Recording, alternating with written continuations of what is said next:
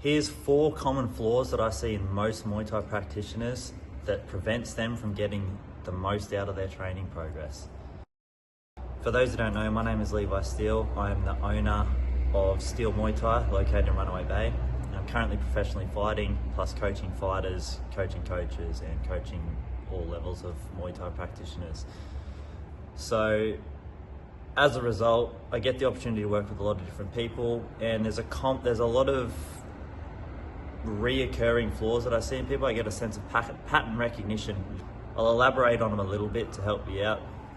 But basically the first one's priorities. If you don't have your priorities in line with where you want to be and where your goals are and what you value and why and yada yada yada, you're going to have a hard time getting to where you want to be or getting a good sense of training progress. So priorities must align with your goals. A lot of guys come into the gym and they say, oh, I want to fight. Then the next thing that comes out of their mouth is they do 50, 60 hour work weeks and they can't make it on the training times. So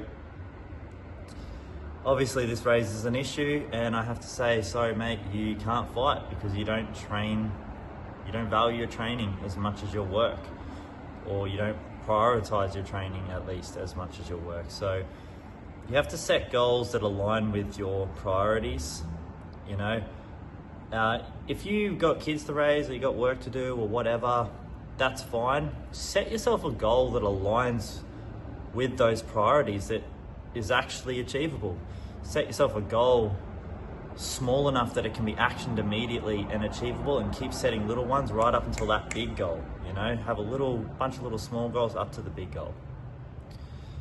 So if you align all this stuff with your priorities, this is a good start. You know, if you're honest with your coach and say, look, I value work, whatever, your coach knows how much effort to put in you, and most coaches are going to be like this. Whatever you give them, they're going to give you back. If you don't really give them a whole lot, you know, there's not really much point in that coach investing in you as a fighter or whatever it is you want to be. So priorities, that's your first one. Line up your priorities with your goals. Second one, actions speak louder than words. This is absolutely massive. Every second person rolls into a Muay Thai gym saying they're going to be the next world champion, this, that, and the other thing. I've literally sat most nights with some new person, talking for half an hour to an hour with them. They tell me their life story, everything like that. And they're keen and they're ready and they're clapping their hands together. They're super ready to go, and you never see them again. Guys, actions speak louder than words, you know. Talking is not doing, thinking is not doing. You have to action things, right? If you want to fight or whatever, you got to train like you're a fighter. Even if you're not a fighter, start to train like it. If you want to be world champ, you don't become world champ before you train like a world champ. You train like a world champ to become a world champ. That's how it works.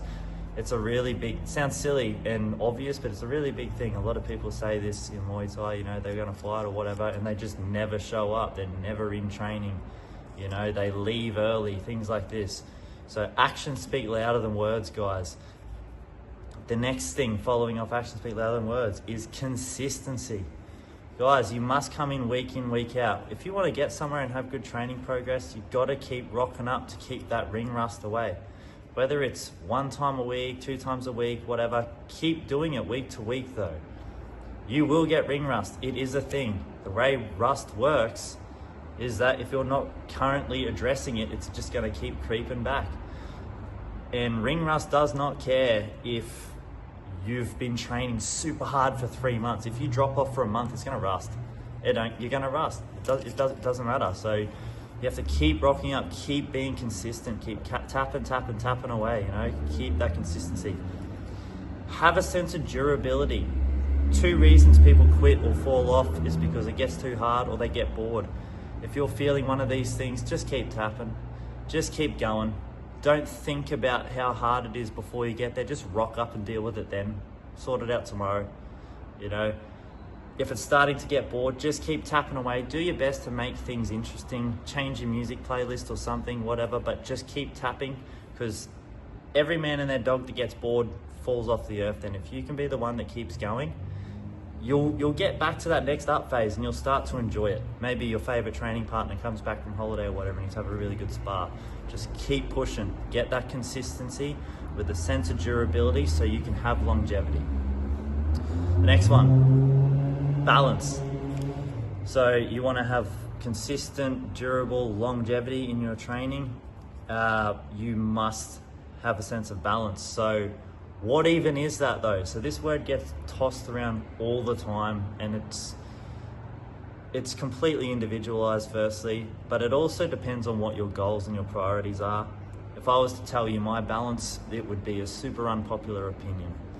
Personally, I just run both ends of the candle to the ground and life gives me a day off. That's how I see these things. Train 2, 3, 4 times a day.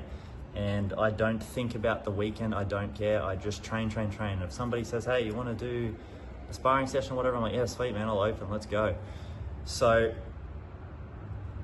you know, everybody's different, right? But you have to think about balance in the sense of that consistency and that ring rust. A lot of people will do balance, like they'll do a lot of solid work for 2, 3, 4, 5 months, and then they fall off the earth and they go, oh, I'm just having a bit of balance. It's like, no, you're rusting. So you've got to keep at it. You have to keep at it, you know. You can't just fall off the earth and not expect to get that ring rust. Balance doesn't come by doing X amount of training and then just not training for a long time, right? You've got to find balance within your training. Once you get that roll going, and you're flying through and you're super consistent and you're making progress and you're starting to spar well and everything, and you'll have those days where you're not the best, or the lowest person in the room towels you up, or maybe got the flu or something, I don't know. But balance is not to have a bunch of days off or a month off or something, right, and go out drinking and all that.